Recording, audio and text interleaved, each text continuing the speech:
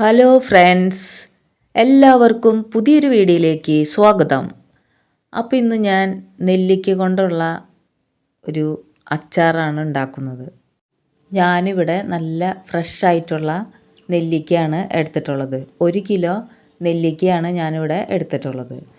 നെല്ലിക്ക ഞാനിവിടെ കഴുകി വൃത്തിയാക്കി എടുത്തിട്ടുണ്ട്. ഇനി നമുക്കിത് ആവിയിൽ വേവിച്ചെടുക്കണം. അപ്പോൾ അതിന് വേണ്ടിയിട്ട് ഇഡ്ഡലി പാത്രത്തിൽ ഈ നെല്ലിക്കയെല്ലാം ഞാൻ ഇട്ട് കൊടുക്കുകയാണ്. ഇനി നമുക്കിത് അടച്ച് വെച്ചിട്ട് ഒന്ന് ആവി കയറ്റി വേവിക്കാം.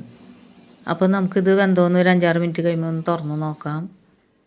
ഇത് ഇങ്ങനെ ആവിയിൽ വേവിച്ചില്ല എന്നുണ്ടെങ്കിൽ അച്ചാറിട്ട് കഴിയുമ്പോൾ ഒരു കറുത്ത കളർ വരും. പിന്നെ ഇത് കേടുകൂടാതെ കുറേ ദിവസം ഇരിക്കാൻ വേണ്ടിയിട്ടും ഇതിങ്ങനെ വേവിക്കേണ്ടതാണ് നല്ലത്. പിന്നെ കുരു കളഞ്ഞെടുക്കാനും എളുപ്പമാണ്. ഇപ്പോൾ ആവിയിൽ വെച്ച നെല്ലിക്കയെല്ലാം വെന്ത് വന്നിട്ടുണ്ട്.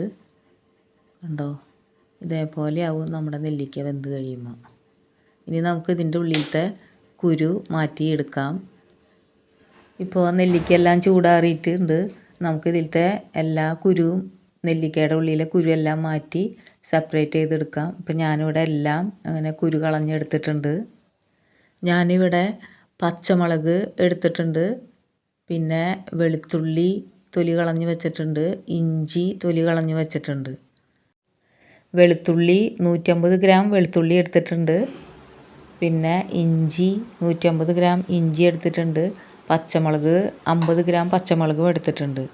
ഇനി നമുക്ക് മിക്സിയുടെ ജാറിലിട്ടിട്ട് ഇതല്ലാതെ നമുക്ക് ക്രഷ് ചെയ്തെടുക്കാം. ഇപ്പോൾ ഞാനിതെല്ലാം ക്രഷ് ചെയ്തെടുത്തിട്ടുണ്ട്. ഇനി ഒരു ചട്ടി അടുപ്പത്ത് വെച്ച് നമുക്കതിലേക്ക് 4 ടേബിൾ സ്പൂൺ ഉലുവ ചേർത്ത് കൊടുക്കാം. ഇത് നന്നായി ഇളക്കി കൊടുക്കാം. ഉലുവ നന്നായി ചൂടായി വരുമ്പോൾ ഇത് പൊട്ടി തെറിക്കും. അപ്പോൾ നമുക്ക് ഫ്ലെയിം ഓഫ് ചെയ്തിട്ട് ഇത് നമുക്ക് മിക്സിയുടെ ജാറിലേക്ക് പൊടിക്കുന്ന ജാറിലേക്ക് ഇട്ട് കൊടുക്കാം. ചൂടാറിയിട്ട് നമ്മളിത് പൊടിച്ചാൽ മതി. ഇപ്പം ഞാനിത് മിക്സിയുടെ ജാറിലേക്ക് ഇട്ട് കൊടുക്കാൻ പോവാണ്. ഇനി നമുക്ക് അടുത്തത് പൊടിക്കേണ്ടത് കായമാണ്. കായം ഞാനിവിടെ 2 കഷ്ണം കായ എടുത്തിട്ടുണ്ട്. ഇത് നമുക്ക് ചട്ടിയിലേക്ക് ഇട്ട് കൊടുക്കാം. ഒന്ന് ചൂടാക്കിയെടുക്കാം. ചൂടാക്കി നമുക്കിതൊന്ന് വറുത്തെടുക്കണം. എന്നാലത് നന്നായി പൊടിഞ്ഞ് കിട്ടുള്ളൂ. ഇപ്പോൾ കായ നന്നായി നമുക്ക് വറുത്ത് കിട്ടിയിട്ടുണ്ട്. ഇനി നമുക്ക് ഇതൊരു മിക്സിയുടെ ജാറിലേക്ക് ഇട്ട് കൊടുത്ത് നമുക്കിത് പൊടിച്ചെടുക്കാം. ഇപ്പോൾ നമ്മൾ കായെല്ലാം നന്നായി പൊടിച്ചെടുത്തിട്ടുണ്ട്. ഇനി നമ്മൾക്കിത് ഉലുവ പൊടിച്ച് വെച്ച പാത്രത്തിലേക്ക് ഇട്ട് കൊടുക്കാം. ഇനി ചട്ടിയിലേക്ക് കുറച്ച് ഓയിൽ ഒഴിച്ച് ചൂടായി വരുമ്പോൾ ഒരു പിടി കടുക് ചേർത്ത് കൊടുക്കാം.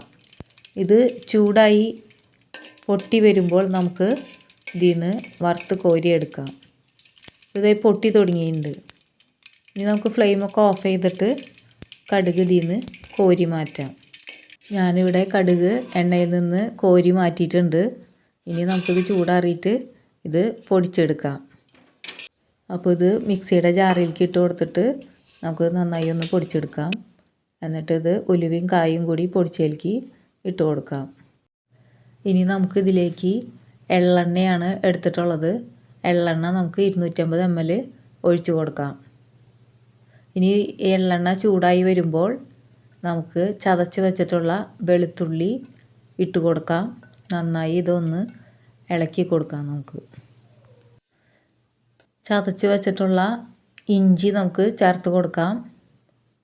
ഇത് നന്നായി ഒന്ന് ഇളക്കി കൊടുക്കാം.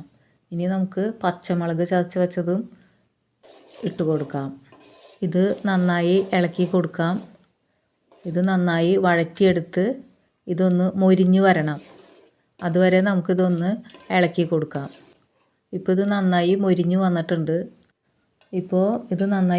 വന്നിട്ടുണ്ട്. ഇതിലേക്ക് നമുക്ക് കറിവേപ്പില ഇട്ട് കൊടുക്കണം. 4-5 തണ്ട് കറിവേപ്പില എടുത്തിട്ട് നമുക്ക് ഇതിൽ ചേർത്ത് കൊടുക്കാം. കറിവേപ്പില മൊരിഞ്ഞ് വരുന്ന സമയത്ത് നമുക്ക് ഇതിലേക്ക് പാകത്തിനുള്ള ഉപ്പ് ചേർത്ത് കൊടുക്കണം. അപ്പം ഞാനിവിടെ 1.5 ടേബിൾ സ്പൂൺ ഉപ്പാണ് ചേർത്ത് കൊടുക്കുന്നത്. ഇനി നമുക്ക് വേണമെന്നുണ്ടെങ്കിൽ പിന്നീട് നോക്കിയിട്ട് ഇട്ട് കൊടുക്കാം. ഇനി ഇത് നന്നായി ഇളക്കി കൊടുക്കാം. ഇതിലേക്ക് ആവശ്യമുള്ള പൊടികൾ നമുക്ക് ചേർത്ത് കൊടുക്കാം. മഞ്ഞൾപ്പൊടി 1 ടീസ്പൂൺ മഞ്ഞൾപ്പൊടി ചേർത്ത് കൊടുത്തിട്ടുണ്ട്. മുളക് പൊടി, കാശ്മീരി മുളക് പൊടി 2 ടേബിൾ സ്പൂൺ കാശ്മീരി മുളക് പൊടി ചേർത്ത് കൊടുത്തിട്ടുണ്ട്. ഇനി നമുക്കിത് നന്നായി ഇളക്കി ഇതിൻ്റെ പച്ചമണം മാറുന്നത് വരെ ഒന്ന് ഇളക്കി കൊടുക്കാം. ഇത് നന്നായി ഇളക്കി മിക്സ് ചെയ്തെടുത്തിട്ടുണ്ട്. ഇതിലേക്ക് നമ്മൾ പൊടിച്ച് വെച്ചിട്ടുള്ള ഉലുവയും കായും കടുകും കൂടി പൊടിച്ചത് നമുക്കിതിൽ ചേർത്ത് നന്നായി മിക്സ് ചെയ്തെടുക്കാം. നന്നായി ഇതൊന്ന് ഇളക്കി കൊടുക്കാം. അപ്പോൾ ഇതെല്ലാം നന്നായി നമ്മൾ ഇളക്കി മിക്സാക്കി എടുത്തിട്ടുണ്ട്. ഇനി നമുക്ക് ഇതിലേക്ക് ചേർത്ത് കൊടുക്കേണ്ടത് ചൊറുക്കിയാണ്. അപ്പോൾ 500 ml ചൊറുക്കിയാണ് ഞാനിവിടെ എടുത്തിട്ടുള്ളത്. അതിൽ 1/4 ഭാഗം ഇപ്പോൾ ഞാൻ ഒഴിക്കുന്നുണ്ട്.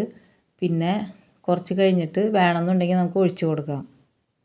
നമുക്ക് ഫ്ലെയിമൊക്കെ ഓഫ് ചെയ്തിട്ട് ഈ നെല്ലിക്ക കുരു കളഞ്ഞത് നമുക്ക് ഇതിലേക്ക് ചേർത്ത് കൊടുക്കാം. ഇനി നമുക്കിത് നന്നായി ഒന്ന് മിക്സാക്കി എടുക്കാം. ഇപ്പം ഞാനിതിവിടെ നന്നായി മിക്സാക്കി എടുത്തിട്ടുണ്ട്. ഇനി നമുക്കിതിൽ കുറച്ച് ചൊറുക്കയും കൂടിയും ഒഴിച്ച് കൊടുക്കേണ്ടി വരും. അപ്പോൾ ഞാനിവിടെ കുറച്ച് ചൊറുക്കയും കൂടിയും ഒഴിച്ച് കൊടുക്കുന്നുണ്ട്. ഒന്ന് ചൂടാക്കിയിട്ട് ഞാനത് ഇതിലേക്ക് ഒഴിച്ച് കൊടുക്കുകയാണ്. ബാക്കിയുണ്ടായ എല്ലാ ചൊറുക്കയും നമ്മളിതിൽ ഒഴിച്ച് കൊടുത്തു. ഇത് നന്നായി ഒന്ന് ഇളക്കി മിക്സാക്കി എടുക്കാം നമുക്ക്. ഇനി നമുക്ക് ഇത് ചൂടാറാനായിട്ട് വെയിറ്റ് ചെയ്യാം. ഉപ്പ് നോക്കിയിട്ട് അതിൽ കുറവുണ്ടെങ്കിൽ കുറച്ച് വേണമെങ്കിൽ ഇട്ട് കൊടുക്കാം. ഇവിടെ എനിക്കിത് ഉപ്പ് പാകമാണ്, ഞാനിങ്ങനെ ഇട്ട് കൊടുക്കണില്ലേ. ഇനി നമുക്ക് കുറച്ച് എണ്ണ ചൂടാക്കാൻ വയ്ക്കാം. എള്ളെണ്ണ നമുക്ക് ചൂടാക്കാൻ വയ്ക്കാം. ഇത് നമുക്ക് അച്ചാർ കുപ്പിയിലാക്കിയിട്ട് അതിൻ്റെ മുകളിലേക്ക് ഒഴിച്ച് കൊടുക്കാൻ വേണ്ടിയിട്ടാണ്. ഇപ്പോൾ ഇവിടെ അച്ചാറെല്ലാം കുപ്പിയിലാക്കിയിട്ടുണ്ട്. ഇനി നമുക്ക് നമ്മൾ ചൂടാക്കിയെടുത്ത എള്ളെണ്ണ നമുക്ക് ഇതിൻ്റെ മുകളിലേക്ക് ഒഴിച്ച് കൊടുത്ത് അടച്ച് വയ്ക്കുക. അച്ചാർ കുറേ നാൾ കേടാവാതിരിക്കാൻ വേണ്ടിയിട്ടാണ് ഇങ്ങനെ നമ്മൾ മുകളിൽ എള്ളെണ്ണ ഒഴിച്ച് കൊടുക്കുന്നത്. അപ്പോൾ വീഡിയോ ഇഷ്ടമായാൽ ലൈക്ക് ചെയ്യാൻ മറക്കല്ലേ.